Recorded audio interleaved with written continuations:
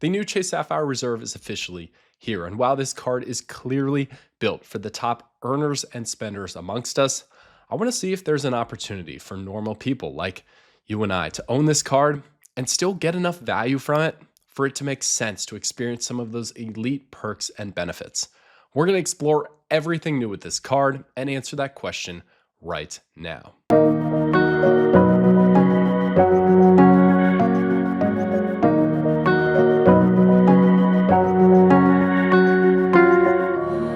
We're going to break down the new Sapphire Reserve launching today in two different ways. First, we'll look at the card and everything new that's come packaged on it, and I'll tell you how those credits and benefits will actually play out. Second, we're going to play a little game called Can We Get to Zero, where I look at how normal people could work back from a $795 annual fee and see if this is a card that could really make sense in their wallet. Let's start right at the biggest change and talk about that $795 annual fee. This fee is a 45% increase from the old Sapphire Reserve, which charged a $550 annual fee. It now boosts the Sapphire Reserve to the highest premium annual fee credit card that's mass marketed and publicly available, even overtaking its rival, the Amex Platinum, in this respect. The Sapphire Reserve also mixed up the point multipliers and how you'll earn. The old Sapphire Reserve used to earn 10x on hotels and rental cars booked through Chase Travel and 5x on flights booked through Chase Travel. The new Sapphire Reserve kind of met in the middle for those categories.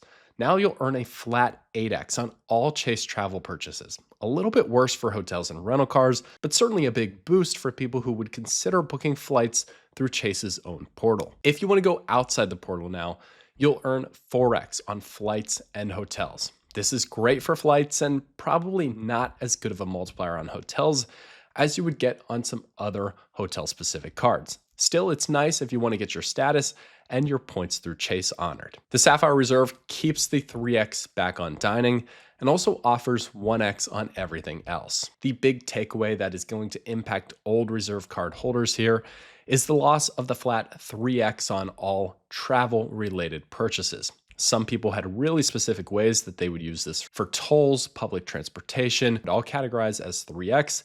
That is no longer, and unless you're booking in Chase's specific portal or hotels and flights directly, you're not earning any of those elevated multipliers on travel anymore. That's how you earn points. Let's talk about how you redeem them. This has changed as well. A hallmark of the Sapphire Reserve used to be its 1.5 cent per point valuation for anything booked through Chase's travel portal. This was especially valuable for people who really cared about simplicity and still getting good redemptions for things like domestic economy flights or on brands that they're not able to have transfer partners where they could find excess value.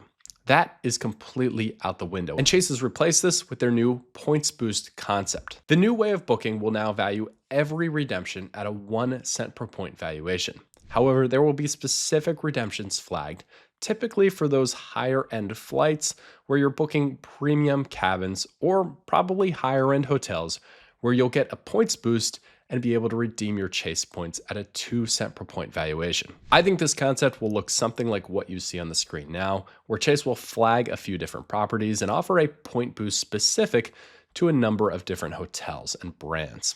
Let's dive into the big changes. This is certainly a benefits heavy card, and the value that you're going to get out of it will make or break based on how well you can use the ingrained benefits that are now packed into the reserve to recoup that annual fee. I segment these credits in 3 different ways. I see 3 premium credits where you have to take advantage of at least 1, maybe 2 of these to have a great shot at recouping that $795 annual fee.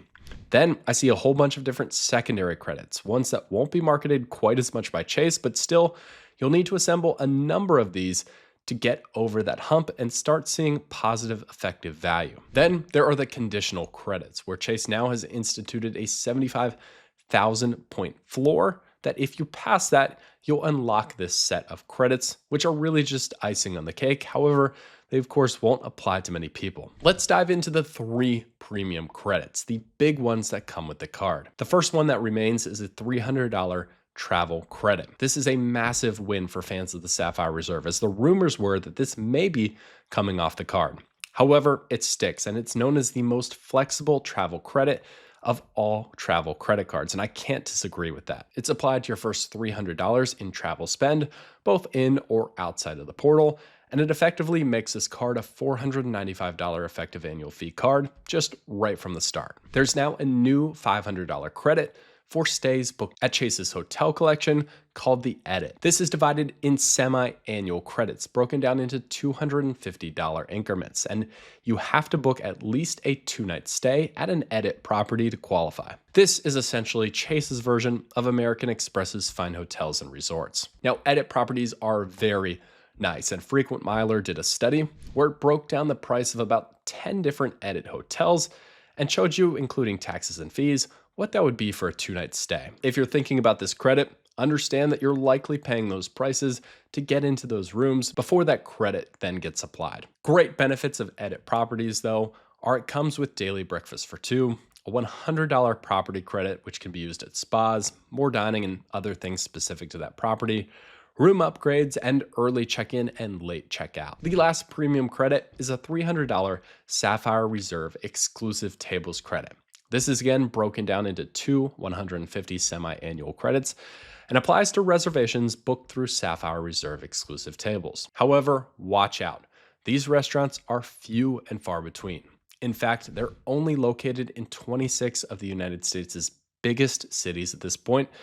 And my take is, if you don't happen to live in one of them, it's going to be really hard to tap into any value at all in this credit. Let's look at what I'm calling these secondary credits. These are smaller in value, and you're going to have to piece a lot more of these together to start really eating into that effective annual fee. First, we have a $250 Apple TV and Apple Music credit. Essentially, Chase is providing those subscriptions to you for free. This is really cool on the surface, and my first thought is, I wonder how many Spotify users, which is, I believe, the biggest streaming platform for music, will use the Sapphire Reserve to flip from Spotify all the way over to Apple Music, or if they'll prefer to keep their years of playlists and a curated algorithm on Spotify intact and completely ignore the Apple Music credit. Next up is $420 provided through DoorDash. A little warning, this benefit and credit may make your head spin, so follow along very closely. First, it comes in essentially two parts. First, $120 of value in a complimentary Dash Pass subscription. After that, you get $25 a month, broken down in 3 separate credits. First is a $5 credit, valid toward restaurant orders. The next 2 credits you get are each $10 credits that are only applicable to groceries, retail orders, and a few other specific retailers. If you want to get value from this credit, you're going to have to make a number of different orders through DoorDash each month. My biggest concern is that most people use DoorDash for restaurants, and only $5 a month towards that entire $420 credit is actually directly applicable to orders through restaurants. After that, we have an $120 Lyft credit broken down monthly, $120 Peloton credit also broken down monthly, and a $300 StubHub credit broken into semi-annual credit increments of $150. Now, last but not least, we get into our conditional credits. These are unlocked after you spend $75,000 on your Chase Sapphire Reserve, and you'll get those benefits for the entire rest of the year in which you hit that spend floor, and then the entire year after. First, we've got IHG Rewards Diamond Elite status. This is IHG's highest status level. The best benefits in there, in my opinion, are the President Circle status through Hertz, the complimentary room upgrades, the free breakfast option, or the option for points or a snack at check-in, and the 2 p.m. late checkout. However, keep in mind that just by holding the Sapphire Reserve, it has baked in Platinum Elite status, which is almost just as good. You also get a $500 Southwest Airlines credit, and you have to book through Chase Travel to redeem that. You'll get Southwest A-List status, which comes with priority boarding and the first check bag free. And finally, a $250 Shops at Chase credit. Now, a few things that are staying completely the same. Lounge access is still on the card through the Sapphire Reserve lounges, through the Priority Pass lounges, and now through Air Canada lounges. The first 2 come with 2 guests, whereas you can bring 1 guest into the Air Canada lounges. You also get your good old reliable TSA PreCheck, Nexus, or Global Entry credit, and your standard travel benefits and protections that come on any good premium card. And now we get to bring this full circle by playing the game you've all been waiting for called Can We Get to Zero? This card has a $795 annual fee, but fortunately, Chase says it comes with over $2,700 in value. I don't need to get $2,700 in value out of it, and neither should you to hold the card. I just want to get down to zero. So let's play the game where we look at the average person and see if they can use the credits and get that annual fee down to where you at least break even. Now, one note, this game is for the average person. You may get a little more or less value here, but I'm going to be very picky with which credits that I determine give the average person value. Let's get right into it. We're going to value the $300 travel credit at 100%, giving it a $300 value and lowering the effective annual fee down to $495. Hey, why are you going to have a travel credit card if you're not planning to travel? What about that really enticing $500 edit credit? I'm giving this a 0% value because if you remember the frequent miler study, I just don't see people paying over $1,000 for a 2-night stay Uber premium hotel, at least not on a regular basis. So if you can use it, more power to you, but that's not moving the effective annual fee down anymore for me. What about the $300 Sapphire Reserve tables credit? Again, I'm giving this a 0% value, meaning that effective annual fee hasn't moved. Here's the problem. If you don't live in one of those 20 to 25 cities that have these tables, you're realistically not going to be able to use the credit. If you live in one of those cities, more power to you. I do think that's easily worth the full $300. However, if you don't, and I think that's most people watching this, it's not going to be worth it for you to value that at anything when you're looking at this card. What about the $250 in value from Apple TV or the Apple Music subscription?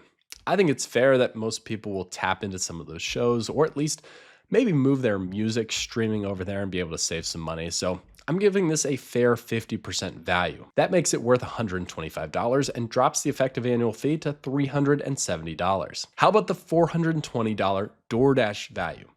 This is going to be controversial, but I'm only giving this a 10% value for an average person looking at this card. It all comes down to the type of people who are interested in getting value from a premium travel credit card are also not interested in setting their money effectively on fire by paying the crazy markups that you get on food when you order through DoorDash. Giving it just a 10% value lowers our effective annual fee down to $328. As for $120 in Lyft credits, I'm saying that's valued at about 30% or $36, dropping our effective annual fee down to $292. I'm not giving any value to the $120 in Peloton credits, and the reason being that Peloton stock would not be crashing through the floor if there were tons of people out there using Peloton products. What about the $300 in StubHub credits? I feel like it's fair between music, entertainment, and sports that people are going to tap into this at least for 50% value. So that's what I'll apply to it and knock $150 off that effective annual fee. That brings us down to $142 on the Sapphire Reserve. We're getting really close here.